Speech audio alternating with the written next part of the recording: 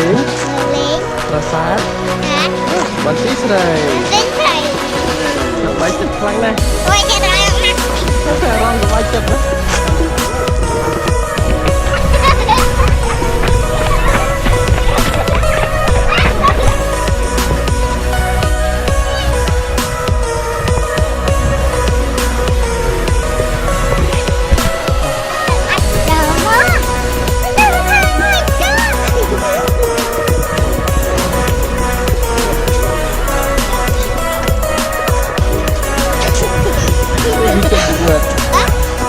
đây với ta nè đâu đi ta nè tầng cô ăn ở chỗ đi đi mình ăn dạ alo nghe đi đi dân tàu cô lại à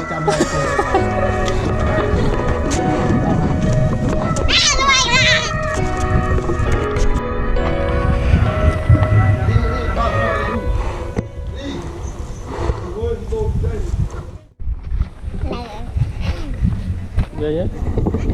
gì đấy ghê mày thôi chị một bốc bốc rồi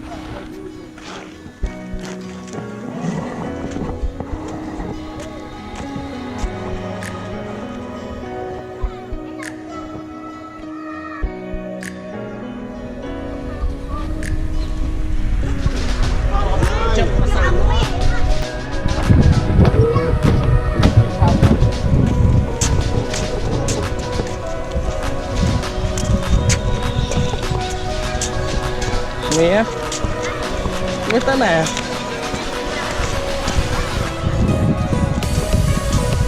có đặt cái hao hao quay hao quanh quỳ ơi ấy tập ra đây nè nè tập ra đây nè nè tàu câu nghĩa mới camera tàu câu à cái ba vậy vai đây lên ba màn tờ xa đấy phi sát ấy khóa sát ấy khóa sát ấy kế sát phi chúa ấy với sát chung côn duyên ta bảo ở sát ấy sát ấy duyên sát ấy biết không đá sát ấy biết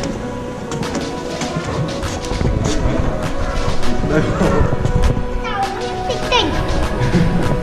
tao dây tàn nó dây tàn ra này có lạc với tao bị dây tàn đi ta mình mò ta phải làm biết